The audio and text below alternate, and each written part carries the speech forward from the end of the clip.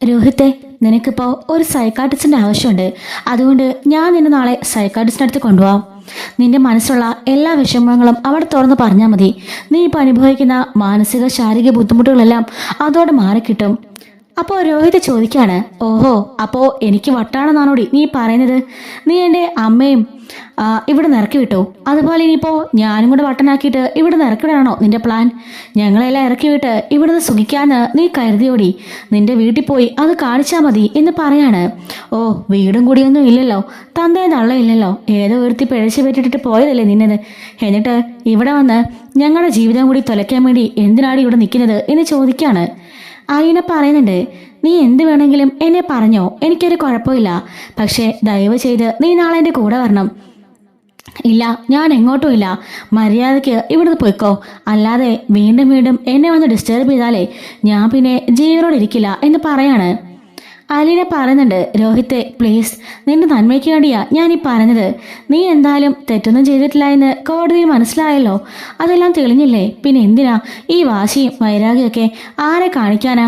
പാവം ആ അച്ഛൻ കിടന്ന് വെന്തുരുകുക, അത് നീ കാണുന്നില്ലേ എന്ന് ചോദിക്കാണ്. ഞാൻ കാണുന്നുണ്ട്, എല്ലാം ഞാൻ കാണുന്നുണ്ട്. ദയവ് ചെയ്ത് എൻ്റെ മുമ്പിൽ നിന്ന് ഒന്ന് പോയി തരുമോ?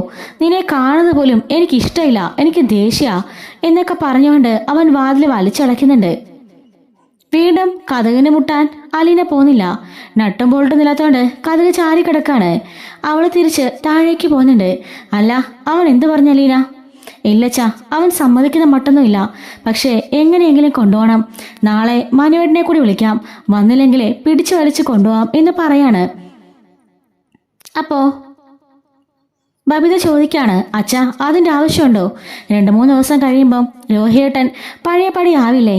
30 ദിവസമായിട്ട് ജയിലിലല്ലായിരുന്നോ? അപ്പം അതിൻ്റെ ഒരു ഫ്രസ്ട്രേഷനൊക്കെ ആയിരിക്കില്ലേ? 2 ദിവസം നമ്മളൊന്ന് ശല്യപ്പെടുത്താതിരുന്നാൽ അതൊക്കെ അങ്ങ് മാറിക്കോളൂ അച്ഛാ. അങ്ങനെ അവനെ വിട്ടുവെക്കാൻ പറ്റില്ല. ഇപ്പം കാണിക്കുന്നതൊക്കെ നീ കാണുന്നതല്ലേ? അവനൊരു സൈക്കാട്രിസ്റ്റിന് അടുത്ത് പോയിട്ട് അവൻ്റെ മനസ്സ് തുറന്ന് അവനൊന്ന് സംസാരിക്കട്ടെ, അപ്പം എല്ലാം ഓക്കെ ആയിക്കോളും എന്ന് പറയാണ്. അങ്ങനെ പിറ്റേ ദിവസം രാവിലെ തന്നെ മനുവിനെ വിളിച്ച് വരുത്തുന്നുണ്ട്. അങ്ങനെ മനുവും ബാലേന്ദ്രനും അലീനയും കൂടി പോകാൻ തീരുമാനിക്കുകയാണ്. അങ്ങനെ മുകളിലേക്ക് പോയിട്ട് ഡോറൊന്ന് മുട്ടിയിട്ട് കതക് തുറക്കാണ് ബാലചന്ദ്രൻ. അപ്പോൾ അവനോട് കിടക്കായിരിക്കും. മനു അകത്തേക്ക് കയറി ചെല്ലുന്നുണ്ട്. മനുവിനെ കണ്ടപാടെ രോഹിത്ത്, ഇറങ്ങിപ്പോ, എനിക്കാരെയും കാണണ്ട എന്നൊക്കെ പറയാണ്. ഡാ, ഞാൻ നിന്റെ ചേട്ടനെപ്പോലെ തന്നെയല്ലേ? നിനക്ക് അങ്ങനെ തന്നെയല്ലേ? പിന്നെ എൻ്റെ അനിയൻ ഹരി, അവനാ നിന്നെ കൂടി കൊണ്ടുപോയി നടന്ന് ചീത്തയാക്കിയെന്ന് എനിക്കറിയാം. അവന് വേണ്ടി ഞാൻ നിന്നോട് സോറി അയക്കാം. അവൻ്റെയൊക്കെ സ്നേഹവും ഒക്കെ എത്രത്തോളം ഉണ്ടെന്ന് നീ മനസ്സിലാക്കിയല്ലോ. നീ തെറ്റ് ചെയ്തിട്ടില്ല എന്ന് അവൻ ആദ്യമേ പറയായിരുന്നല്ലോ. അവൻ എന്നിട്ട് കോടതിയിലെങ്കിലും ഒന്ന് പറഞ്ഞോ? ഇല്ലല്ലോ. നിന്നെയും കൂടി അവന്മാരെ കാണിച്ചു കൊടുത്താലേ ഉള്ളൂ. നിങ്ങൾ 3 പേരെ ഉള്ളായിരുന്നു എന്ന് അവന് ധൈര്യമായിട്ട് പറയായിരുന്നല്ലോ. പക്ഷെ അവൻ പറഞ്ഞില്ല. അപ്പൊ തന്നെ അവൻ്റെയൊക്കെ ഫ്രണ്ട്ഷിപ്പ് എത്രത്തോളം ആണെന്ന് നിനക്ക് മനസ്സിലാക്കാന്നേ ഇല്ലേ ഉള്ളൂ. അതുകൊണ്ടാ ഞാൻ പറയുന്നത്, നീ എല്ലാം മറന്നുകളാ, പഴയതെല്ലാം പോട്ടെ. ഇനി മുതൽ രോഹി പുതിയൊരു മനുഷ്യനാവണം. നിന്നോട് അച്ഛനോ അമ്മയ്ക്കോ സഹോദരങ്ങൾക്കോ ആർക്കും ഒരു ദേഷ്യമില്ല. നീ ഒന്ന് ചിരിച്ച് പഴയതുപോലെ കണ്ടാൽ മതി എല്ലാവർക്കും. നിന്നോട് ക്ഷമിക്കാൻ എല്ലാവരും തയ്യാറാ. പിന്നെ നീ എന്താടാ ഇങ്ങനെയൊക്കെ ആവുന്നത്? മനുവേട്ടാ, ദയവ് ചെയ്ത് എൻ്റെ മുറിയിൽ നിന്ന് ഇറങ്ങിപ്പോ, എനിക്കൊന്നും കേൾക്കണ്ട. ഞാൻ ആകെപ്പാടെ സമനില തെറ്റിയ അവസ്ഥയിലാ. മനു പറയുന്നുണ്ട്, അത് തന്നെയാ ഞാനും പറഞ്ഞത്. നീ സമനില തെറ്റിയ ഒരവസ്ഥയിലല്ലേ? ഈ അവസ്ഥയിൽ നിന്നെ കൈപിടിച്ച് മുമ്പോട്ട് കൊണ്ടുവരാൻ ആരെങ്കിലും വേണ്ടേ? അതുകൊണ്ടാ ഞങ്ങൾ ഈ തീരുമാനം എടുത്തത്. നിന്നെ സൈക്കാട്രിസ്റ്റിനെ കാണിക്കാൻ കൊണ്ടുപോവാ എന്ന് പറയുമ്പം, വേണ്ട, എനിക്കാരെയും കാണണ്ട, എന്നെ ഭ്രാന്ത് പിടിക്കാതെ ഒന്ന് പോവോ എന്ന് ചോദിക്കുമ്പം, ഞാൻ നിന്നെ കൊണ്ടുപോവാണെങ്കിൽ ഞാൻ കൊണ്ടുപോവാ തന്നെ ചെയ്യും. അതിനി ഒരു മാറ്റമില്ല, എങ്ങോട്ട് എണീക്കെന്ന് പറഞ്ഞുകൊണ്ട് അവൻ്റെ കയ്യെ പിടിച്ച് വലിക്കാണ്. മനുവേട്ടാ, വേണ്ട, വിട്, എന്നെ വെറുതെ വിട്, ഞാൻ ഉടങ്ങാണ്ടിരുന്നോളാം. എന്നെ ദയവ് ചെയ്ത് ആരും ഉപദ്രവിക്കാതിരുന്നാൽ മതി. അല്ലെങ്കിൽ ഞാൻ എങ്ങോട്ടേലും പോയി ചത്തോളാം. എന്നെ കൊന്നുകളാ, എനിക്കിതിലും ഭേദം അത് തന്നെയാ. നീ ഇങ്ങോട്ട് വാ എന്നും പറഞ്ഞ് സ്റ്റെയർ വഴി അവനെ പിടിച്ച് വലിച്ചിറക്കിക്കൊണ്ട് വരാണ് മനു. കൂടെ തന്നെ അലീനയും ബാലനും ഉണ്ട്. അപ്പോൾ കൃഷ്ണയോട് അലീന പറയുന്നുണ്ട്, മോളെ ഞങ്ങൾ പോയിട്ട് വരാം, ഡോർ അടച്ചിട്ടിരുന്നോ എന്ന് പറയാണ്. അങ്ങനെ ഇവർ 3 പേരും കൂടി അവനെ പിടിച്ചുകൊണ്ട് കാറിൽ കൊണ്ട് കയറ്റുന്നുണ്ട്. മനു പിന്നിലിരിക്കുകയാണ്. അതുപോലെ തന്നെ അലീന ഉണ്ട് കേട്ടോ. ബാലേന്ദ്രനാണെങ്കിലോ ഡ്രൈവ് ചെയ്യാണ്. അങ്ങളെ, അപ്പോയിൻമെൻ്റ് ഒക്കെ എടുത്തോ? അതൊക്കെ ഓൾറെഡി എടുത്തിട്ടുണ്ട്. അലീനയുടെ ഏതാ പരിചയക്കാരാ. അലീന പറയുന്നുണ്ട്. മാനസികമായി ഇതുപോലെ തകർന്ന ഒരുപാട് കേസുകൾ സ്നേഹനികേതത്തിലും മറ്റുമൊക്കെ വരുന്നുണ്ട്. അപ്പോൾ ഞങ്ങൾ സ്ഥിരമായി കാണിക്കാറുള്ള ഒരു സൈക്കാട്രിസ്റ്റ് ഉണ്ട്. അദ്ദേഹത്തിനടുക്കിലേക്കാണ് കൊണ്ടുവന്നത്. അദ്ദേഹം വളരെ നല്ലൊരു വ്യക്തിയാണ്. ഏതൊരു അസുഖത്തിനും അദ്ദേഹം പരിഹാരം കണ്ടെത്തും. അതുകൊണ്ട് രോഹിയുടെ സിറ്റുവേഷന് ഏറ്റവും നല്ലത് അദ്ദേഹം തന്നെയാണ് എന്നും പറഞ്ഞുകൊണ്ട് അവർ പോവാണ്. രോഹി തലയും കുണിച്ചുകൊണ്ട് ദേഷ്യപ്പെട്ട് ഇങ്ങനെ കടിച്ചു പിടിച്ചോടെ ഇരിക്കുകയായിരിക്കും. അങ്ങനെ രോഹിയെ കൊണ്ട് ഇവർ നേരെ സൈക്കാട്രിസ്റ്റിനടുത്ത് ചെല്ലുന്നുണ്ട്. അങ്ങനെ അവിടെ ചെന്നതിന് ശേഷം ബാലചന്ദ്രനും അതുപോലെ അലീനയും അനുവും കൂടി രോഹിത്തിനെ പിടിച്ചുകൊണ്ട് അകത്തേക്ക് കയറാണ്. ഈ സമയത്ത് അവനോടുന്ന് ഇവരെ കൈയൊക്കെ പിടിപ്പിക്കുന്നുണ്ട്. ടെൻഷൻ അടിക്കാതെ ഇവിടെ ഇരിക്കുകയെന്ന് രോഹിത്തിനോട് പറയുന്നുണ്ട്. രോഹിത്ത് അതൊന്നും കേൾക്കാൻ കൂട്ടാക്കുന്നില്ല. ഈ കുട്ടിയുടെ അച്ഛനാണെന്ന് ചോദിക്കുമ്പോൾ ബാലൻ ഞാനാന്ന് പറയുന്നുണ്ട്. എങ്കിൽ നിങ്ങൾ ഇവിടെ ഇരിക്കൂ, ബാക്കി രണ്ടുപേരും ആ പയ്യനെ കൊണ്ട് ഒരു 5 മിനിറ്റ് ആ മുറിയിലേക്ക് ഇരിക്കുമെന്ന് പറഞ്ഞിട്ട് ഒരു മുറി കാണിച്ചു കൊടുക്കാണ്. അവരാ മുറിയിലേക്ക് അവനെ കൊണ്ട് കയറി ഡോർ ലോക്ക് ചെയ്തിട്ട് ഇരിക്കുന്നുണ്ട് മിണ്ടാതെ. ഈ സമയം ആ സൈക്കാട്രിസ്റ്റ് നമ്മുടെ ബാലനോട് കാര്യങ്ങളെല്ലാം ചോദിക്കാണ്. അപ്പം നടന്ന കാര്യങ്ങളെല്ലാം ബാലൻ പറയുന്നുണ്ട്. അദ്ദേഹം പറയാണ്, ഇവിടെ വരുന്ന കുട്ടികളെല്ലാം അതിജീവിതകളായിരിക്കും. ഇതുപോലെ ഓരോരുത്തമാരാൽ പീഡിപ്പിക്കപ്പെട്ട് എല്ലാം നഷ്ടപ്പെട്ട അവസ്ഥയിൽ മരിക്കാറായി നിൽക്കുന്നവരാ ഇങ്ങോട്ട് വരുന്നവർ മിക്കവാറും പേരും. അലീന അങ്ങനെ ഒരുപാട് പെൺകുട്ടികളെ ഇങ്ങോട്ട് കൊണ്ടുവന്നിട്ടുണ്ട്. ഒരുപാട് പേരെ സഹായിച്ചിട്ടുണ്ട്. അലീനയെ പണ്ട് മുതൽ എനിക്കറിയാം, നല്ലൊരു കുട്ടിയാ എന്ന് പറയുന്നുണ്ട്. അല്ല, ഇനിയിപ്പോൾ രോഹിത്തിന്റെ കാര്യത്തിൽ നമുക്ക് ട്രീറ്റ്മെന്റ് അപ്പോൾ സ്റ്റാർട്ട് ചെയ്താലോ? ഇതിനങ്ങനെ മരുന്നിന്റെ ആവശ്യമൊന്നുമില്ല, പക്ഷെ സഡേഷന്റെ ആവശ്യമുണ്ട്. കുറേ ദിവസമായിട്ട് ഈ ഒരു അവസ്ഥയിലായതുകൊണ്ട് നന്നായി ഒന്ന് ഉറങ്ങി എഴുന്നേൽക്കണം. എല്ലാ ടെൻഷനും മറന്ന് ഉറങ്ങുന്നത് തന്നെ വലിയൊരു മരുന്നാ എന്ന് പറയാണ്. അതുപോലെ തന്നെ നിങ്ങളെല്ലാവരും അയാളെ ചേർത്ത് പിടിക്കണം. അയാൾ ഒരിക്കലും ഒറ്റയ്ക്കല്ല, നമ്മളെല്ലാം കൂടെയുണ്ട്. അയാൾ തെറ്റൊന്നും ചെയ്തിട്ടില്ല എന്നൊരു തോന്നല് അയാളുടെ മനസ്സിലേക്ക് വരണം. അതുമാത്രമല്ല, ആ പെൺകുട്ടിയുടെ മാനം പോകാൻ താനും ഒരു കാരണക്കാരാണെന്നും താൻ അതിനെ രക്ഷിക്കാൻ കഴിഞ്ഞില്ലല്ലോ എന്നുള്ള കുറ്റബോധവും അയാളുടെ മനസ്സിൽ കാണും. ഞാനെന്തായാലും അയാളോട് ഒന്ന് സംസാരിച്ച് നോക്കട്ടെ, അതിനുശേഷം ബാക്കി കാര്യങ്ങൾ തീരുമാനിക്കാം എന്ന് അദ്ദേഹം പറയാണ്. ശരിയെന്ന് പറഞ്ഞുകൊണ്ട് ബാലചന്ദ്രൻ പുറത്തിരിക്കുന്നുണ്ട്. ഈ സമയം അലീനയും മനുവും കൂടി രോഹിത്തിനെ അകത്തേക്ക് വിട്ടിട്ട് അവരും പുറത്തേക്ക് വന്നിരിക്കുകയാണ്. അകത്തു നിന്നിരിക്കുമ്പോൾ തന്നെ സൈക്കാട്രിസ്റ്റ് നിന്റെ പേരെന്താന്ന് ചോദിക്കാണ്. രോഹിത്ത് ഒന്നും മിണ്ടുന്നില്ല. അല്ല, എത്രയല്ല പഠിക്കുന്നേ? അതിനും മറുപടിയില്ല. ഇങ്ങനെ ഒന്നും മിണ്ടായിരുന്ന ശരിയാവില്ലല്ലോ. താൻ നല്ല അടക്കം ഒതുക്കമുള്ള നല്ലൊരു തറവാട്ടിലെ പയ്യനല്ലേ, പിന്നെ താനെന്ത് പറ്റി ഈ ഒരു രീതിക്ക് പോവാൻ എന്ന് ചോദിക്കാണ്. ഒന്നും മിണ്ടാതിരിക്കാണ്. ഒന്നും സാരില്ല, തൻ്റെ പ്രായത ഈ പ്രായത്തിലുള്ള ഒരുപാട് പേരെ ഞാൻ കണ്ടിട്ടുണ്ട്. കുറെ അതിജീവിതമാരും ഇവിടെ വരാറുണ്ട്. എല്ലാവരും ഇതുപോലുള്ള കുറെ പയ്യന്മാരാൽ പീഡിപ്പിക്കപ്പെട്ടവരാ. എന്തായാലും താൻ ചെയ്തത് വലിയൊരു തെറ്റാണെന്ന് താൻ മനസ്സിലാക്കിയല്ലോ. താൻ അതിന് കൂട്ടുന്നതിന് 30 ദിവസം താൻ ജയിൽ ശിക്ഷ അനുഭവിച്ചു. അതുപോലെ നാട് മുഴുവനും തൻ്റെ ഫോട്ടോ വെച്ചുള്ള പത്രവാർത്തയും എല്ലാം വന്നു. പിന്നെ കുറേ ദിവസം ജയിലിലെ ശിക്ഷയും സ്റ്റേഷനിലെ ശിക്ഷയും എല്ലാം കൂടെ താൻ ആ കൂട്ടുന്നതിനുള്ള ശിക്ഷ താനിപ്പോൾ അനുഭവിച്ചില്ലേ? പിന്നെ എന്തിനാ രോഹിത്തെ താൻ തന്നോട് തന്നെ ഇങ്ങനെ ദേഷ്യപ്പെടുന്നതും ശിക്ഷിക്കുന്നതും എന്ന് ചോദിക്കാണ്. വേണ്ട, എനിക്ക് ജീവിക്കണ്ട. ഈ ലോകത്തിന് ജീവിക്കാൻ ഞാൻ അർഹനല്ല. ഞാൻ പറഞ്ഞതാ എന്നെ ജാമ്യത്തിൽ ഇറക്കേണ്ടത്. ഞാൻ അവിടെ തന്നെ കിടന്ന് ചത്തുപോയാൽ മതിയായിരുന്നു എന്നൊക്കെ പറയുമ്പോൾ അദ്ദേഹം പറയുന്നുണ്ട്, നമുക്ക് ഓരോരുത്തർക്കും ഓരോ നിയോഗമുണ്ട്. ഇവിടെ വന്നതേ ചുമ്മാ തിന്നും കുടിച്ചും സുഖിച്ചിട്ട് അങ്ങ് മരിച്ചു പോകാനായിട്ടല്ല. ഒരുപാട് കാര്യങ്ങൾ ചെയ്തു തീർക്കാനുണ്ട്. നമ്മുടെ ചുറ്റുമുള്ള സ്ഥലങ്ങളിലേക്കൊക്കെ ഒന്ന് ഇറങ്ങി നോക്കണം. ഓരോ മനുഷ്യരും എങ്ങനെയൊക്കെയാ ജീവിക്കുന്നതെന്ന്, ഓരോരുത്തരും അവരുടെ ജീവിതം കൊണ്ട് എത്ര പേർക്ക് നന്മ ചെയ്തേക്കുന്നതെന്ന് ഒന്ന് കാണണം. നിസ്സാരം തൻ്റെ കൂടെ വന്ന അലീന എന്ന് പറഞ്ഞ ആ പെൺകുട്ടിയില്ലേ, ആ അനാഥ പെൺകുട്ടി, കുഞ്ഞിലെ മുതലേ ആ കുട്ടീനെ എനിക്കറിയാം. എത്രയോ അതിജീവിതമാരെ കൊണ്ട് ആ കുട്ടി വന്നിട്ടുണ്ട്. മാനസികമായി തകർന്ന ഒരുപാട് പെൺകുട്ടികളെ കൊണ്ട് അവളോട് വന്നിട്ടുണ്ട്. അവളുടെ ആ കോൺഫിഡൻസും ആ ഒരു ഇതൊക്കെ കാണുമ്പോൾ എനിക്കെന്ത് സന്തോഷം എന്നറിയോ? ഒരു അനാഥ പെൺകുട്ടിയാ, അവളെ കൊണ്ട് പറ്റുന്നത് പോലെ ഈ സമൂഹത്തിന് വേണ്ട നന്മകളൊക്കെ അവൾ ചെയ്യുന്നില്ലേ? അവളുടെ ഒന്നും ഇല്ലാഞ്ഞിട്ട് പോലും അനാഥാലയങ്ങൾക്ക് അവൾ ഫുഡ് സപ്ലൈ ചെയ്യുന്നുണ്ട്. ഓരോ മാസവും മുടങ്ങാതെ എത്തിക്കുന്നുണ്ട്. അതെല്ലാം ഞാൻ അറിയുന്നുണ്ട്. ഒരുപാട് അനാഥാലയങ്ങളായിട്ട് എനിക്ക് കോണ്ടാക്റ്റും ഉണ്ട്. അതുകൊണ്ടാണ് ഞാൻ പറഞ്ഞത്, ആ അനാഥയായ ഒന്നിനകത്ത് പെൺകുട്ടി പോലും എന്തൊക്കെ കാര്യങ്ങളാ ഈ ലോകത്തിന് സമൂഹത്തിന് വേണ്ടി ചെയ്യുന്നത്. ആ സമയത്ത് തന്നെ പോലെ ഇത്രയ്ക്കും വെൽ സെറ്റിൽഡ് ആയിട്ടുള്ള ഇത്രയ്ക്ക് യോഗ്യനായിട്ടുള്ള ഒരു ചെറുപ്പക്കാരനൊക്കെ ഇങ്ങനെ ഈ ഡ്രഗ്സിൻ്റെയും കള്ളിൻ്റെയും പെണ്ണിൻ്റെയൊക്കെ പുറകെ പോകാതെ എന്തെങ്കിലുമൊക്കെ നന്മ ചെയ്തോടെ നാടിന് വേണ്ടി? അങ്ങനെയാകുമ്പോൾ ഈ കല്ലെറിയുന്നവർ തന്നെ പൊക്കിക്കൊണ്ട് നടക്കില്ലേ എന്നൊക്കെ ചോദിക്കുകയാണ്. എന്നെ ആരും ഒന്നും ചെയ്യണ്ട, എനിക്ക് മരിച്ചാൽ മതി, എനിക്ക് സമൂഹത്തിന് നേരെ ഇനി മുഖം കാണിക്കാൻ വയ്യ എന്ന് പറയുന്നുണ്ട്. രോഹിത്തെ, ഞാനൊരു കാര്യം പറയട്ടെ, ഈ ഇരിക്കുന്ന ഞാൻ പോലും തെറ്റ് ചെയ്യാത്തവരല്ല.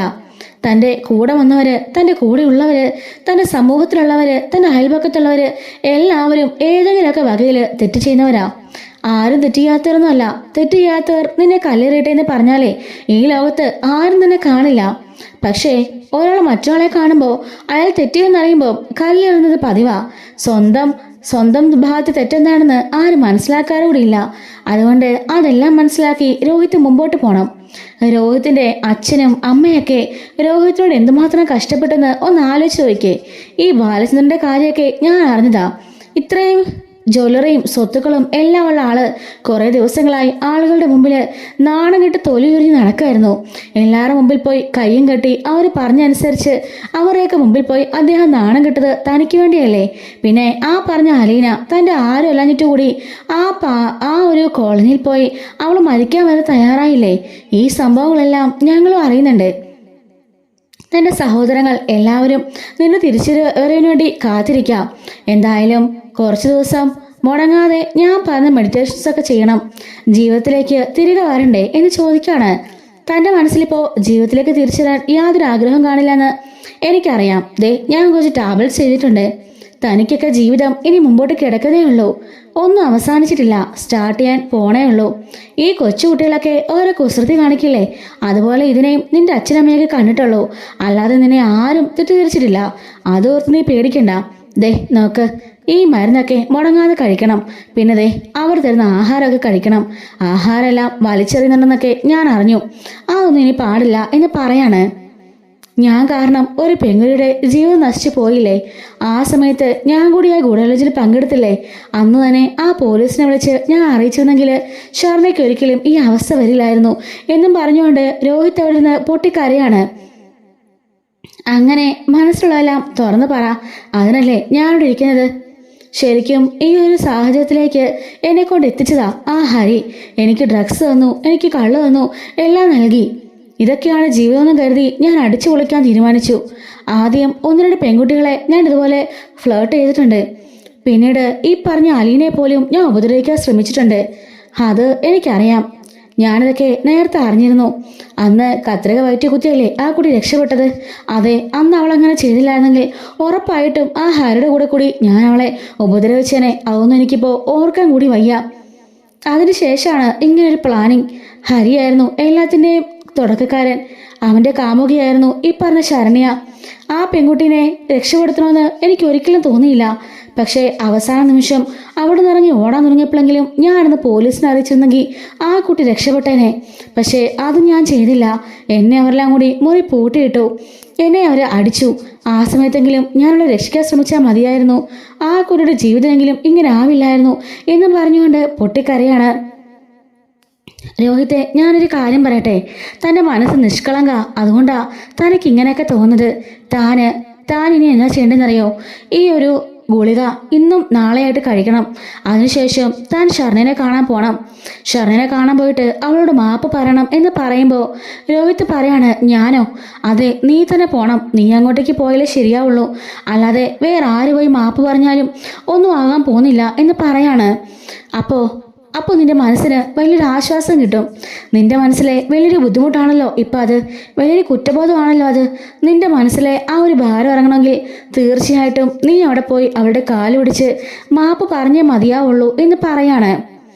അങ്ങനെ പറഞ്ഞ് രോഹിത് അവിടുന്ന് എഴുന്നേൽക്കുന്നുണ്ട്. അങ്ങനെ രോഹിത് പുറത്തേക്ക് വരുമ്പം ബാലനെയും മലിനെയും വിളിപ്പിക്കുകയാണ്. നാളെ തന്നെ രോഹിത് ശരണയെ പോയി കാണട്ടെ. അങ്ങനെ ആ പെൺകുട്ടിയുടെ കാല് പിടിച്ച് മാപ്പ് പറയട്ടെ. എങ്കിലും മാത്രമേ അവൻ്റെ സ്വഭാവത്തിന് മാറ്റം ഉണ്ടാവുള്ളൂ. അവൻ്റെ മനസ്സിൽ നിറയെ കുറ്റബോധമാണ് ആ പെൺകുട്ടീനെ രക്ഷപ്പെടുത്താൻ സാധിക്കാത്തതിൽ. അതുകൊണ്ടാണ് അവൻ ഇങ്ങനെയൊക്കെ വയലൻ്റായിട്ട് ബിഹേവ് ചെയ്യുന്നത്. പിന്നെ കുറച്ച് ഡിപ്രഷൻ്റെ ഇതും കാണുന്നുണ്ട്. ഞാനെന്തായാലും ഗുളിക എഴുതിയിട്ടുണ്ട്. അത് കൃത്യമായി കഴിക്കുന്നുണ്ടോ എന്ന് ചെക്ക് ചെയ്യണം. ഉറക്കം മസ്റ്റാണ്. അതുകൊണ്ട് നന്നായിട്ട് ഉറങ്ങട്ടെ. അതിനുള്ള മരുന്നും ഞാൻ എഴുതിയിട്ടുണ്ട്. പിന്നെ കുറച്ച് മെഡിറ്റേഷൻസ് ഒക്കെയാ. അതൊക്കെ ഇപ്പോൾ അവന് ചെയ്യാൻ നല്ല ബുദ്ധിമുട്ടായിരിക്കും. എങ്കിലും മാക്സിമം അവൻ ചെയ്യുന്നുണ്ടോയെന്ന് ഒന്ന് ശ്രദ്ധിക്കണം. നാളെ അലീന കൂടി അവൻ്റെ കൂടെ പോകണം ഷർണയെ കാണാൻ പോകുമ്പം. എന്നിട്ട് അവനോട് സംസാരിച്ച് കാൽ പിടിച്ച് മാപ്പ് പറയിപ്പിക്കണം. എങ്കിൽ മാത്രമേ അവൻ്റെ അസുഖത്തിൽ നിന്ന് കുറച്ചെങ്കിലും മോചിതനാവാൻ അവനെ കൊണ്ട് പറ്റുള്ളൂ. പഴയ ലൈഫിലേക്ക് തിരിച്ചിടാൻ അവന് സാധിക്കുള്ളൂ എന്നൊക്കെ പറയാണ്.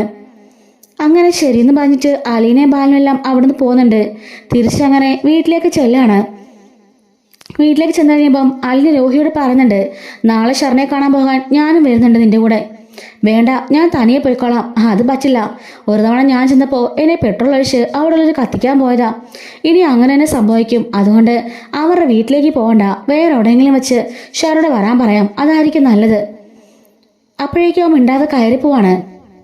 ഫുഡ് ഞാൻ കൊണ്ടുവരട്ടെ. അപ്പോൾ ഒന്നും മിണ്ടുന്നില്ല.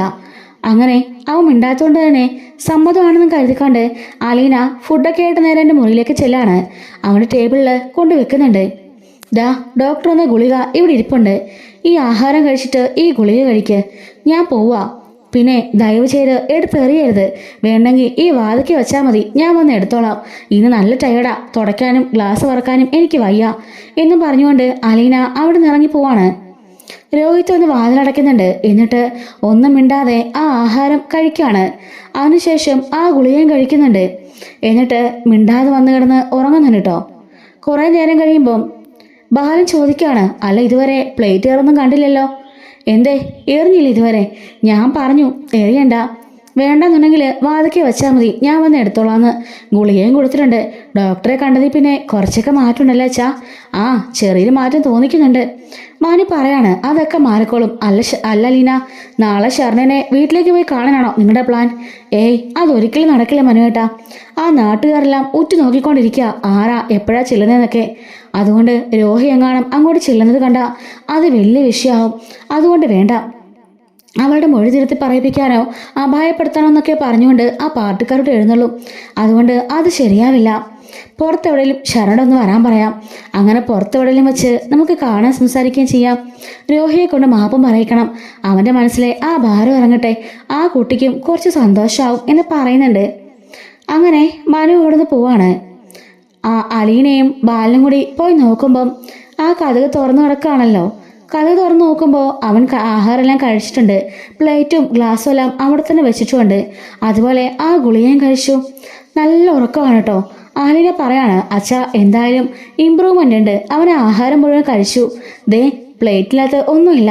പിന്നെ ഗുളികയും കഴിച്ചെന്ന് തോന്നുന്നു, അതും കാണുന്നില്ല. നല്ല ഉറക്കമല്ലേ എന്ന് പറയാണ്. കുറച്ചെങ്കിലും അവൻ മാറി വന്നാൽ മതിയായിരുന്നു. എൻ്റെ മനസ്സിന് ഒരു സമാധാനമില്ല എന്നും പറഞ്ഞുകൊണ്ട് ബാലൻ പോകുമ്പോൾ അതൊക്കെ മാറിക്കൊള്ളിച്ചാ നാളെ ഷർണയെ കൂടി കാണുന്നതോടുകൂടി അവൻ്റെ മനസ്സ് കുറച്ചുകൂടി ഇമ്പ്രൂവ് ആകും എന്ന് പറയാണ്. അങ്ങനെ പിറ്റേ ദിവസം രാവിലെയാണ് കേട്ടോ പിന്നെ രോഹി എഴുന്നേൽക്കുന്നത്. നല്ല ആ ഒരു ഗുളികയുടെ എഫക്റ്റിൽ കിടന്ന് നന്നായിട്ട് ഉറങ്ങിപ്പോവാണ്. രാവിലെ ഉറങ്ങി എണീക്കുമ്പം അവൻ്റെ മനസ്സിന് വല്ലാത്തൊരു ആശ്വാസം തോന്നിക്കുകയാണ്. അലീന രാവിലെ തന്നെ അവൻ്റെ അരികിലേക്ക് ചായ കൊണ്ട് വെച്ചിട്ടുണ്ട്. അതും എടുത്ത് അവൻ കുടിക്കുന്നുണ്ട്. അതിനുശേഷം നന്നായി ഒന്ന് പോയി കുളിക്കുകയാണ്. ഡ്രസ്സൊക്കെ മാറി താഴേക്ക് ഇറങ്ങി വരുന്നുണ്ട്. അലീന അപ്പോൾ ഇവർക്ക് ബ്രേക്ക്ഫാസ്റ്റ് കൊടുക്കാതിരിക്കും. വാ രോഹിത്തെ ഇവിടെ വന്നിരിക്കെ കഴിക്കാം എന്ന് പറയുമ്പം എനിക്ക് ഷർണയെ കാണാൻ പോകണം എന്ന് പറയാണ്. നമുക്ക് ബ്രേക്ക്ഫാസ്റ്റ് കഴിച്ചിട്ട് പോകാം എന്ന് പറയുമ്പോൾ അവനൊന്നും മിണ്ടാതെ അവിടെ വന്നിരിക്കുന്നുണ്ട്. ബാലൻ പറയാണ്, ഞാൻ നിന്നെ ഡ്രോപ്പ് ചെയ്യാം, അല്ലാതെ നിങ്ങൾ തനിയെ പോകണ്ട, അത് സാരില്ലച്ചാ എന്ന് പറയുമ്പോൾ വേണ്ട തനിയൊന്നും പോകണ്ട, ഞാൻ കൂടെ വന്നോളാം. ആളുകളൊക്കെ ഷർണ ഇപ്പോൾ എങ്ങോട്ടാ പോകണമെന്നൊക്കെ നോക്കിയിരിക്കുകയായിരിക്കും. അതുകൊണ്ട് നിങ്ങൾ ഒറ്റയ്ക്ക് പോകണ്ട. എന്തെങ്കിലും ആളുകൾ നിന്നെ ഉപദ്രവിക്കാൻ ശ്രമിച്ചാലോ? ഈയിടെ തന്നെ ഇവൻ പുറത്തിറങ്ങിയപ്പോൾ ആളുകൾ കത്തിയും കമ്പുമൊക്കെ ആയിട്ട് അവൻ്റെ പിന്നാലെ വന്നത് നിങ്ങളെ കണ്ടതല്ലേ. അതുകൊണ്ട് തന്നെ ഇനി ഒറ്റയ്ക്ക് അങ്ങോട്ടും പോകണ്ട എന്ന് പറയുന്നുണ്ട്. അങ്ങനെ ഒരു ഫുഡും കഴിച്ചതിന് ശേഷം അലീനയും ബാലനും രോഹിയും കൂടി പുറത്തേക്ക് ഇറങ്ങി കാറിൽ കയറി പോവാണ്. ബബിത ചോദിക്കുന്നുണ്ട്, എല്ലായിടത്തും ഇവളെന്തിനാണ് കെട്ടിയെഴുന്നള്ളിക്കുന്നത്? ഇപ്പം ആ ഷർണനെ പോയി കണ്ടില്ലെങ്കിൽ എന്തായിരിക്കും സംഭവിക്കുക? അപ്പോൾ കൃഷ്ണ പറയുന്നുണ്ട്, ചേട്ടൻ കാരണമാണ് ഷർണയ്ക്ക് അവസ്ഥ ഉണ്ടായെന്ന് ചേട്ടൻ്റെ മനസ്സിൽ ഒരു കുറ്റബോധമുണ്ട്. അന്ന് ചേട്ടൻ രക്ഷിക്കാൻ ശ്രമിച്ചെങ്കിൽ ഉറപ്പായിട്ടും ആ ഷർണയുടെ ജീവിതം രക്ഷപ്പെട്ടേനെ. പക്ഷെ അതിന് ചേട്ടൻ തയ്യാറായില്ലല്ലോ. ആ ഒരു മനസ്സിൻ്റെ കുറ്റബോധം ചേട്ടൻ വല്ലാതെ അലട്ടുന്നുണ്ട്. അത് മാത്രമല്ല ഡിപ്രഷൻ അടിച്ചിട്ടുണ്ടെന്നല്ലേ ഡോക്ടർ പറഞ്ഞത്? ഈ ഒരു സൊല്യൂഷനല്ലേ ഡോക്ടർ പറഞ്ഞത്? പിന്നെ അലീന ചേച്ചി കൂടെ പോകണമെന്ന് ഡോക്ടർ തന്നെയാണ് പറഞ്ഞത്. ചേച്ചി കേട്ടില്ലായിരുന്നോ എന്ന് ചോദിക്കുകയാണ്. ഓ എന്നാ പറഞ്ഞാലും ഒരലീന എന്നും പറഞ്ഞുകൊണ്ട് ഇവളകത്തേക്ക് കയറിപ്പോന്നുണ്ട്. കൃഷ്ണ പോയി ഡോറൊക്കെ ലോക്ക് ചെയ്യാണ്. അലീന നേരത്തെ തന്നെ ഷർണി വിളിച്ചിട്ട് ഒന്ന് കാണണം എന്ന് പറയാണ്. ഷർണ ഈ കാര്യം വീട്ടിൽ പറയുന്നുണ്ട്. ഇല്ല, അവളാണ് എല്ലാം ഒപ്പിച്ചത്. ഇനി അവളെ കാണാൻ പോവാൻ ഞങ്ങൾ സമ്മതിക്കില്ല. മേലാൽ ഇവിടുന്ന് ഇറങ്ങിപ്പോകരുത്. കണ്ടോ, ഫണ്ട് പിരിവും അതുപോലെ നിന്റെ ജോലിയും എല്ലാം പോയില്ലേ? നിനക്കിപ്പോ സമാധാനമായല്ലോ എന്നൊക്കെ പറയാണ്. അച്ഛാ, എൻ്റെ മാനത്തേക്കാൾ വലുതാണോ ആ ഫണ്ട് പിരിവും ആ പൈസയൊക്കെ? അതാണോ അച്ഛനമ്മയ്ക്ക് വേണ്ടത് എന്ന് ചോദിക്കാണ്. ഇനി നിങ്ങളെ ഞാൻ എങ്ങനെ പഠിപ്പിക്കും? നിനക്കിനി എവിടെയെങ്കിലും ഒരു ജോലി കിട്ടോ? അവർ പറഞ്ഞത് കേട്ടില്ലേ? ഇനി ഇവിടെ നിനക്ക് ഒരു ജോലി പോലും ചെയ്യാൻ അവർ സമ്മതിക്കില്ല എന്ന്. അവരെയൊക്കെ വെറുപ്പിച്ചിട്ട് എങ്ങനെ നാട്ടിൽ ജീവിക്കുന്ന മോള് പറയുന്നേ? അച്ഛാ, നമുക്ക് ധൈര്യം ഉണ്ടെങ്കിൽ നമുക്ക് എവിടെയും ജീവിക്കാം. എനിക്കെങ്ങനെ ഒരു ആപത്ത് സംഭവിച്ചു പോയി. അത് എൻ്റെ തെറ്റാണോ അച്ഛാ? അതിനുവേണ്ടി ഒരാളെ മനഃപൂർവ്വം കുരുതിയിലാക്കുന്നത് ശരിയാണോ അച്ഛാ എന്ന് ചോദിക്കാണ്. അല്ല, ഇപ്പൊ എന്തിനാ അലീന നിന്നെ കാണുമെന്ന് പറഞ്ഞത്? അതറിയില്ല അച്ഛാ. ആലിന ചേച്ചിയും കൂടെ വേറെ ആരും ഉണ്ടെന്നാ പറഞ്ഞത്. അവനായിരിക്കും ആ നിന്നെ പീഡിപ്പിക്കാൻ ശ്രമിച്ചവൻ. അവനെയും കൂട്ടി വന്നതായിരിക്കും അവള്. ഇനി എന്തെങ്കിലും പറയാനായിട്ട് ഗോപം പറയാണ്. അങ്ങനെയാണെങ്കിൽ നീ ഇവിടുന്ന് ഇറങ്ങിപ്പോകരുത്. നിന്നെ ഇവിടുന്ന് ഇറങ്ങിയാൽ നിന്നെ മുട്ടുകാർ തല്ലി ഒടിക്കും. ഷർണയെ പറയാണ്. ആറിനെ എന്തൊക്കെ പറഞ്ഞാലും അല്ല ചേച്ചി വിളിക്കുമ്പോൾ ഞാൻ പോയിരിക്കും. അതിന് എന്തൊക്കെ തടസ്സം ഉണ്ടായാലും നിങ്ങളെന്നെ കൊന്നാലും ശരി, ഞാൻ പോയിരിക്കും. എൻ്റെ സഹോദരന്മാരല്ലേ നിങ്ങൾ രണ്ടുപേരും എൻ്റെ കൂടെ തന്നെ പോരെ? അത് മാത്രമല്ല, അച്ഛനമ്മയ്ക്ക് പറഞ്ഞോ നമുക്ക് എല്ലാവർക്കും കൂടി ഒരുമിച്ച് പോകാം അവർ പറഞ്ഞ സ്ഥലത്തേക്ക് എന്ന് പറയാണ്. രോഹിത്തും അലീനയും ബാലചന്ദ്രനും കൂടി ഒരു ഒഴിഞ്ഞ സ്ഥലത്ത് കാറ് വിട്ട് ഇവർക്ക് വേണ്ടി വെയിറ്റ് ചെയ്യാണ്. ഈ ഒരു സമയത്ത് അങ്ങോട്ടേക്ക് ഓട്ടോയിൽ വന്ന ശരണയും അച്ഛനമ്മയും കൂടി ഇറങ്ങുന്നുണ്ട്. ശരണയ പുറത്തേക്ക് ഇറങ്ങി വരികയാണ്. അലീനെ കണ്ടപാടെ ചേച്ചിന്ന് പറഞ്ഞ് ഓടി വരുന്നുണ്ട്.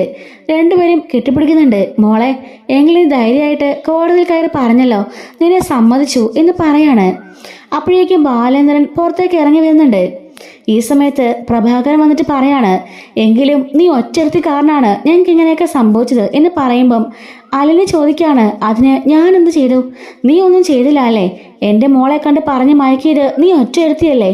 അവള് സത്യം പറയില്ലായിരുന്നു. നീയല്ലേ അവളെ കൊണ്ട് പറയിച്ചത് എന്ന് ചോദിക്കുമ്പം ബാലൻ ചോദിക്കുന്നുണ്ട്, നിങ്ങൾക്ക് രണ്ട് ആമക്കളുണ്ടല്ലോ, അവരിതുപോലെ എന്തെങ്കിലും തെറ്റ് ചെയ്ത് കഴിഞ്ഞിട്ട് അവർ നിരപരാധി എന്നറിഞ്ഞാൽ നിങ്ങൾ അതിനുവേണ്ടി പരിശ്രമിക്കില്ലേ? ആ കുഞ്ഞുങ്ങളെ ഇറക്കാൻ ശ്രമിക്കുമോ, അല്ലെങ്കിൽ അവൻ ജയിലിൽ കിടക്കട്ടെ നിങ്ങൾ കരുതുവോ എന്ന് ചോദിക്കാണ്. പ്രഭാകരൻ പറയുന്നുണ്ട്, വേണ്ട, നിങ്ങളൊന്നും മിണ്ടണ്ട.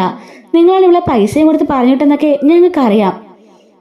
നിങ്ങൾ ഒറ്റയൊരുത്തി കാരണം ഞങ്ങൾക്ക് എന്തൊക്കെയാണ് സംഭവിച്ചെന്ന് നിങ്ങൾക്ക് അറിയുമെന്ന് ചോദിക്കുകയാണ്. അതിന് സത്യം പറഞ്ഞതിന് എന്താ കുഴപ്പം?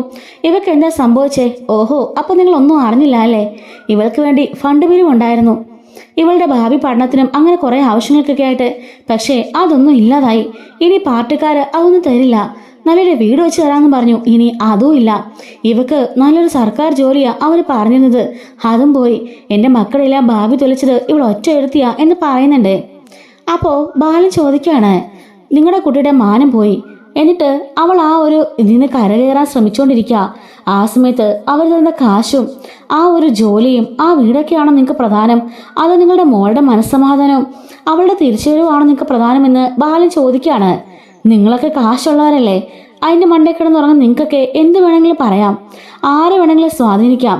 എൻ്റെ മോൾക്കിനി നീതി പോലും കിട്ടില്ലെന്ന് പറയുമ്പോൾ ബാലൻ പറയാണ്, അതങ്ങനെ കിട്ടാതെ പോണത്?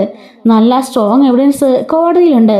എൻ്റെ മകൻ എന്തായാലും ഈ കുട്ടി ഉപദ്രവിച്ചിട്ടില്ല എന്ന് ഈ കുട്ടി തന്നെ പറഞ്ഞല്ലോ. പിന്നെ നിങ്ങൾക്ക് ഇത്ര വാശി എൻ്റെ മകനെ കൂടി പേര് ചേർക്കണമെന്ന്? അപ്പോൾ അവളുടെ അമ്മ ചോദിക്കുകയാണ്, നിങ്ങളുടെ മോനും അവളുണ്ടായിരുന്നല്ലോ, ആ പ്ലാനിങ്ങിലെല്ലാം അവനും പങ്കെടുത്തതല്ലേ? അവൻ്റെ വീട്ടിലും രണ്ട് പെമ്പിള്ളേരുണ്ടെന്ന് കരുതി ഒരു തവണയെങ്കിലും അവനൊന്ന് ചിന്തിച്ചോ? അവനും ഒരു സ്ത്രീയുടെ വയറ്റിൽ നിന്ന് വന്നതല്ലേ? രണ്ട് സഹോദരിമാരോട് കഴിയുന്നവനല്ലേ? അങ്ങനെയെങ്കിലും ചിന്തിച്ചുകൊണ്ട് എൻ്റെ മകളോട് കുറച്ചെങ്കിലും അലിവ് തോന്നി അവനൊന്ന് ഫോൺ ചെയ്തിട്ട് പോലീസിനെ അറിയിച്ചെന്നെങ്കിൽ എൻ്റെ മോക്ക് ഈ ഗതി വരില്ലായിരുന്നല്ലോ എന്ന് ചോദിച്ചുകൊണ്ട് ആ അമ്മ കരയാണ്. ബാലൻ പറയുന്നുണ്ട്, അത് നിങ്ങൾ പറഞ്ഞത് ന്യായാണ്. പിന്നെ നിങ്ങളെ പേടിക്കുന്ന പോലെ ഒന്നുമില്ല. നിങ്ങളെ ആരും ഒറ്റപ്പെടുത്തുകയില്ല. ഞങ്ങളുണ്ട് നിങ്ങളുടെ കൂടെ എന്ന് പറയുന്നുണ്ട്. നിങ്ങൾക്കറിയില്ല, ആ വീട്ടിൽ നിന്ന് എനിക്ക് പുറത്തിറങ്ങാൻ പറ്റാത്ത അവസ്ഥയാ. ഞാനൊരു കൂലിപ്പണിക്കാരനായിരുന്നു. എന്നെ ഇപ്പോൾ ഒരാൾ പോലും ജോലിക്ക് വിളിക്കുന്നില്ല. കടയിലേക്കൊക്കെ പോകുമ്പം സാധനം തീർന്നായില്ലാനും പറഞ്ഞത്. ഞങ്ങൾക്ക് കടയിൽ നിന്ന് പോലും ആരും സാധനങ്ങളൊന്നും നൽകുന്നില്ല. മൊത്തത്തിൽ ഞങ്ങളുടെ ഒറ്റപ്പെടുത്തിയ അവസ്ഥയിലാ. പാട്ടുകാരൻ ഞങ്ങളെ ശരിക്കും ഭീഷണിപ്പെടുത്തിയിട്ടാണ് പോയത് എന്നൊക്കെ പറഞ്ഞുകൊണ്ട് ആ അമ്മയും അച്ഛനൊന്ന് കരയുന്നുണ്ട്. ഷർണ പറയാണ്, അങ്ങളെ, എൻ്റെ മനസാക്ഷിക്ക് നിരക്കാത്തതായിട്ട് ഞാനൊന്നും ചെയ്തിട്ടില്ല. എന്നെ പോലെ രോഹിത്തും അവിടെ വന്ന് പെട്ടുപോയതല്ലേ. അയാളെ കൂടി കുരുക്കാൻ എനിക്ക് തോന്നിയില്ല. ജീവിതകാലം മുഴുവനും അയാള് ആ ഒരു ജയിലിൽ കിടക്കുന്നത് എന്തൊരു മാനസികാവസ്ഥയാണെന്ന് എനിക്കറിയാം. ചെയ്യാത്ത തെറ്റിന്റെ പേരിൽ അത്ര ശിക്ഷയൊന്നും അയാൾ അനുഭവിക്കണ്ട.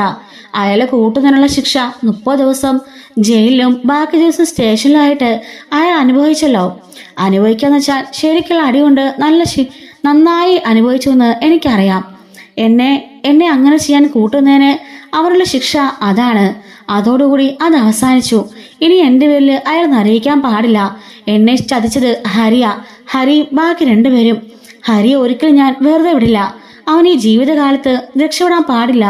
അതിനെ സമ്മതിക്കില്ല എന്നും ആ പെൺകുട്ടി പറയുന്നുണ്ട്. എൻ്റെ ജീവൻ നശിപ്പിച്ച ആ ഹരിയെ ഞാൻ ഒരിക്കലും വെറുതെ വിടില്ല എന്ന് തന്നെ പറയാണ്. ബാലൻ രോഹിത്തെ എന്ന് വിളിക്കാണ്. രോഹിത് അപ്പോഴേക്കും കാറിൽ നിന്നും ഇറങ്ങി വരുന്നുണ്ട്.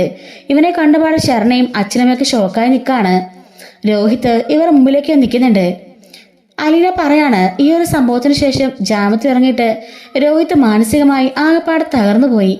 മരിക്കാൻ വരെ തയ്യാറായി. അതുപോലെ ആഹാരം കഴിക്കാതെ ആകെപ്പാടെ വല്ലാത്തൊരവസ്ഥയിലായിരുന്നു. ഞങ്ങൾ അങ്ങനെ ഇന്നലെ ഹോസ്പിറ്റലിലൊക്കെ കൊണ്ടുപോയിരിക്കുകയായിരുന്നു. രോഹിത്തിന് ശരണയോട് എന്താ പറയാനുണ്ട് എന്ന് പറയുമ്പം എന്താ രോഹിത്തേട്ടാ എന്ന് ശരണ ചോദിക്കാണ്. അവളുടെ ചോദ്യം കൂടി കേട്ടപ്പോഴേക്കും അവൻ തകർന്നു പോകണട്ടോ. പൊട്ടിക്കരഞ്ഞുകൊണ്ട് ശരണയുടെ കൈ പിടിച്ചിട്ട് പറയാണ്, എന്നോട് ക്ഷമിക്കണം, അറിയാതെ സംഭവിച്ചു പോയതാ. ഇതിൻ്റെയൊക്കെ പിന്നിൽ ഹരിയായിരുന്നു. അവൻ പറഞ്ഞ എല്ലാത്തിനും ഞാൻ തലയാട്ടി. അവൻ്റെ കൂടെ എല്ലാ കൊള്ളരുതായ്മയ്ക്കും ഞാൻ കൂടെ നിന്നു.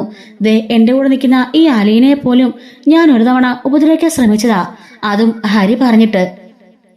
ദയവ് ചെയ്ത് എന്നോട് ദേഷ്യമൊന്നും തോന്നരുത്. അന്ന് തന്നെ രക്ഷിക്കാൻ ഞാൻ ശ്രമിക്കേണ്ടതായിരുന്നു. പക്ഷേ എനിക്കതിന് സാധിച്ചില്ല.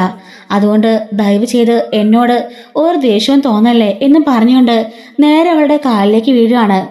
ദയവ് ചെയ്ത് എന്നോട് ക്ഷമിച്ചെന്ന് പറ, അല്ലെങ്കിൽ എനിക്ക് സമാധാനം കിട്ടില്ല, ഞാൻ ആത്മഹത്യ ചെയ്യും എന്നും പറഞ്ഞുകൊണ്ട് അവിടെ കാലി വീണിടുന്ന് കരയാണ്. ഇത് കണ്ട് പ്രഭാകരനും ഭാര്യയും അന്തം വിട്ട് നിൽക്കുന്നുണ്ട്. അപ്പോഴേക്ക് ശരണയാ, ഏട്ടാ സാറില്ല, ഏട്ടനോട് എനിക്കൊരു ദേഷ്യമില്ല. ദേഷ്യം ഉണ്ടായിരുന്നെങ്കിൽ ഞാൻ കോടതിയിൽ മൊഴി മാറ്റി പറയില്ലായിരുന്നല്ലോ. ഒരാളുടെ ജീവിതം കൂടി ഞാൻ കാരണം നശിക്കാൻ പാടില്ല എന്ന് എനിക്ക് ഉറപ്പുണ്ടായിരുന്നു. എനിക്ക് അതുകൊണ്ട് മാത്രമാണ് ഞാൻ കോടതിയിൽ അങ്ങനെ പറഞ്ഞത്. ശർണേച്ചി അലനിച്ച് നൽകിയ ധൈര്യമാണ് എന്നെ കൂടെ അങ്ങനെ പറയാൻ സാധിപ്പിച്ചത്. അതുകൊണ്ട് ഏട്ടൻ എഴുന്നേക്ക്, ഒരു കുഴപ്പമില്ല എന്ന് പറയാണ്. അപ്പോഴേക്കും രോഹിത് എഴുന്നേക്കുന്നുണ്ട്. അവളുടെ കയ്യിൽ വീണ്ടും പിടിക്കുകയാണ്. ഹരി നിന്നോട് ചതി ചെയ്തതൊക്കെ എനിക്കറിയായിരുന്നു. പലതവണ നിന്നെ കൊണ്ട് പല സ്ഥലങ്ങളിലേക്ക് പോയി അവൻ പീഡിപ്പിക്കാൻ ശ്രമിച്ചിട്ടുണ്ടെന്നും എനിക്കറിയാം. അതിനൊന്നും എല്ലാം അറിഞ്ഞിട്ടും ഞാനൊന്നും പറയാതെ അവനെ കൂട്ടുനിന്നു. എല്ലാം ഞാൻ ചെയ്ത തെറ്റാ. എനിക്ക് 2 സഹോദരിമാരുണ്ടെന്ന് ഒരിക്കലും ഞാൻ ഓർത്തില്ല. നിന്റെ അമ്മ പറഞ്ഞ പോലെ ഒരു സ്ത്രീയുടെ വയറ്റിൽ നിന്നാണ് ഞാൻ വന്നതെന്ന് കൂടി ഞാൻ ചിന്തിച്ചില്ല. പക്ഷെ ഇതോടുകൂടി എനിക്കെല്ലാം മനസ്സിലായി. ഇനി ഒരിക്കലും ഞാനൊരു സ്ത്രീയോടും അങ്ങനെ മോശമായി പെരുമാറില്ല, സത്യം എന്നും പറഞ്ഞുകൊണ്ട് പൊട്ടിക്കരയാണ്. ഷർണി പറഞ്ഞു, ഈ ഒരു തിരിച്ചറിവാണ് ഏട്ടാ ഏറ്റവും വലുത്. ഇപ്പൊ നിങ്ങൾക്ക് മനസ്സിലായല്ലോ ഒരു പെൺകുട്ടിയുടെ വില എന്താണെന്നുള്ളത്, ഒരു സ്ത്രീ എന്താണെന്നുള്ളതും. അത് മനസ്സിലായില്ലേ, അത് തന്നെ വലിയ കാര്യം. അന്ന് അലൻ ചേച്ചി ഒരു കംപ്ലൈന്റ് കൊടുത്തിരുന്നെങ്കിൽ ഉറപ്പായിട്ടും ഈ അവസ്ഥ ഉണ്ടാവില്ലായിരുന്നു. പക്ഷെ ചെറുപ്പക്കാരായ നിങ്ങളുടെ ജീവിതം നശിച്ചു പോകണമെന്ന് കരുതിയിട്ടാ ചേച്ചി ഇന്നങ്ങനെ ചെയ്യാതിരുന്നത്. എന്തായാലും അനുഭവിക്കേണ്ടതെല്ലാം ഞാൻ അനുഭവിച്ചു. ഹരിയെ ബാക്കി 2 പേരെയും ഞാൻ വെറുതെ വിടില്ല.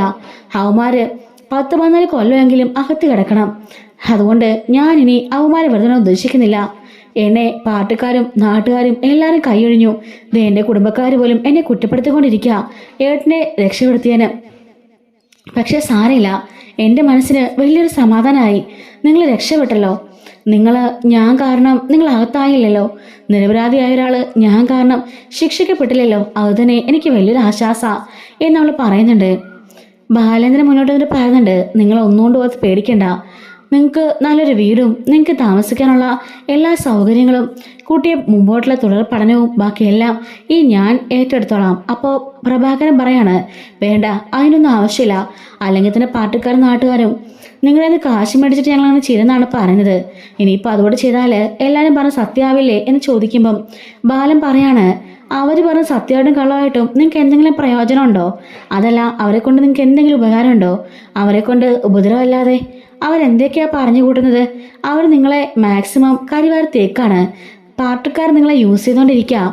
അവരുടെ പ്രശസ്തിക്കും അവരുടെ പിരിവിനും വേണ്ടി നിങ്ങളെ മാക്സിമം അവർ പിഴിഞ്ഞുകൊണ്ടിരിക്കുകയാണ്. അതുകൊണ്ട് നിങ്ങളത് മനസ്സിലാക്കുക. അല്ലാതെ അതിജീവിയുടെ ഉന്നമനത്തിനു വേണ്ടിയല്ല അവരൊന്നും ചെയ്യുന്നത്. എല്ലാം അവർ ലാഭത്തിനു വേണ്ടി മാത്രമാണ്. ഈ പറഞ്ഞ നാട്ടുകാരല്ലേ നിങ്ങൾക്ക് അരിയും സാധനങ്ങളും തരുന്നില്ല എന്ന് പറഞ്ഞത്? പിന്നെ എന്തിനാണ് നിങ്ങൾ അവിടെ കിടക്കുന്നത്? നിങ്ങൾക്ക് നല്ലൊരു വീടും സ്ഥലവും അതുപോലെ കുട്ടിക്ക് പഠിക്കാനുള്ള എല്ലാ സൗകര്യങ്ങളും നിങ്ങൾക്ക് ജോലി ചെയ്യാനുള്ള സൗകര്യങ്ങളെല്ലാം ഞാൻ റെഡിയാക്കി തരാം. അത് ഔദാര്യമായിട്ടൊന്നും കരുതണ്ട. എൻ്റെ മകൻ്റെ ജീവൻ രക്ഷനുള്ള പ്രത്യുപകാരമായിട്ട് കരുതിയാൽ മതി. അതുകൊണ്ട് ദയവ് ചെയ്ത് അതൊക്കെ സ്വീകരിക്കണം എന്ന് പറയുമ്പം പ്രഭാകരൻ്റെ ഭാര്യ മുഖത്തോട് മുഖം നോക്കാണ്. നിങ്ങളുടെ വീട്ടിലേക്ക് കയറി വന്ന് അവരെ ഭീഷണിപ്പെടുന്നല്ലേ പറഞ്ഞത്? ഫണ്ട് തരില്ല, വീട് വെച്ച് തരില്ല എന്നൊക്കെ. അവരോട് അതൊന്നും വേണ്ടെന്ന് പറ. കുട്ടിക്ക് കൊടുക്കാൻ പോകുന്ന ജോലി എന്നാണെന്നൊക്കെ ഞാൻ അറിഞ്ഞിരുന്നു. അതൊന്നും അതൊന്നും ചെയ്യിപ്പിക്കണ്ട. കുട്ടി നന്നായി പഠിക്കട്ടെ. അവൾക്ക് 18 വയസ്സല്ലേ ആയുള്ളൂ. അവൾ നന്നായി പഠിച്ച് നല്ലൊരു ജോലി വാങ്ങിച്ച് അവൾ നല്ല രീതിക്ക് ജീവിക്കണം. അതും അവൾ നശിപ്പിച്ചവന്മാരുടെ മുമ്പിൽ തന്നെ എന്നൊക്കെ ബാലൻ പറയുന്നുണ്ട്. അങ്ങനെ പ്രഭാകരന്റെ ഭാര്യയും മാർത്തൊന്നും പറയുന്നില്ല കേട്ടോ. അവർക്ക് സമ്മതമാണെന്നുള്ള അർത്ഥത്തിൽ അവരോട് നിൽക്കാണ്. ഷർണി പറഞ്ഞിട്ടുണ്ട്, എങ്കിലും ഞങ്ങൾ പോട്ടെ അങ്ങളെ എന്ന് പറയുമ്പം നാളെ എല്ലാവരും വീട്ടിലേക്കൊന്ന് വരുമോ? അങ്ങോട്ടേക്ക് വരാൻ ഞങ്ങളെ കൊണ്ട് പറ്റില്ലാത്തതുകൊണ്ടാ. വന്നുള്ള അവസ്ഥ നിങ്ങൾക്ക് അറിയാമല്ലോ. നാളെ ഒന്ന് വീട്ടിലേക്ക് കയറണമെങ്കിൽ ബാക്കി എല്ലാ കാര്യങ്ങളും തീരുമാനിക്കാം എന്ന് പറയുമ്പോൾ അവർ മിണ്ടാതെ പോയി ഓട്ടോയിൽ കയറാണ്. ഷർണ ചേച്ചി പോയിട്ടെന്ന് പറഞ്ഞുകൊണ്ട് നമ്മുടെ അലന ചേച്ചി പോയിട്ടെന്ന് പറഞ്ഞുകൊണ്ട് ഷർണയും വണ്ടിയിൽ പോയി കയറുന്നുണ്ട്. രോഹിത്തിന് മനസ്സിൽ വലിയൊരു ഭാരം ഒഴിഞ്ഞുള്ള തോന്നാണ്. രോഹിത് ഓടിപ്പോയി ബാലേന്ദ്രനെ കെട്ടിപ്പിടിക്കുന്നുണ്ട്. അവൻ്റെ ഒരു കെട്ടിപ്പിടുത്തം ബാലേന്ദ്രന് ഒരുപാട് ഇഷ്ടമായി കേട്ടോ. കാരണം കുട്ടിക്കാലത്തിന് ശേഷം ആദ്യമായിട്ടാണ് തൻ്റെ ഭാഗം തന്നെ ഇത്ര ചേർത്ത് കെട്ടിപ്പിടിക്കുന്നത്. എന്താടാ നിന്റെ മനസ്സിനിപ്പോൾ സമാധാനമായില്ലേ? ആ കുട്ടിയോട് നീ എല്ലാം തുറന്നു പറഞ്ഞില്ലേ? മാപ്പി ചോദിച്ചില്ലേ? ആ കുട്ടി എല്ലാം ക്ഷമിച്ചില്ലേ? ഇനി എന്താടാ വിഷമം എന്ന് ചോദിക്കാണ്. അച്ഛാ സോറി അച്ഛാ, ഞാൻ നിങ്ങളെല്ലാം നാണം കെടുത്തി. ഞാൻ ഒരാൾ കാരണം എന്തൊക്കെയാ സംഭവിച്ചത്? അതൊന്നും സാരമില്ല, ഞങ്ങളെല്ലാം മറന്നു. നീ നല്ല മിടുക്കാണ് ജീവിച്ചാൽ മതി. അത് മാത്രം എനിക്ക് കണ്ടാൽ മതി. നല്ലൊരു നിലയിൽ നല്ലൊരു വ്യക്തിയായിട്ട് ജീവിക്കണം. ബാക്കിയുള്ള ചുറ്റുമുള്ള ആളുകളെല്ലാം നല്ല രീതിക്ക് കാണണം. സ്ത്രീകളെ എല്ലാവരെയും സ്വന്തം പെങ്ങളെപ്പോലെ കാണണം. അതുകൊണ്ട് നീ ഇനി നല്ലപോലെ ജീവിക്കണം. ഹരിയെപ്പോലുള്ള നഷ്ട കൂട്ടുകെട്ടിലേക്കൊന്നും പോയി ചാടരുത് എന്നൊക്കെ പറഞ്ഞ് രോഹിത്തിനെ ബാലൻ ആശ്വസിപ്പിക്കുന്നുണ്ട്.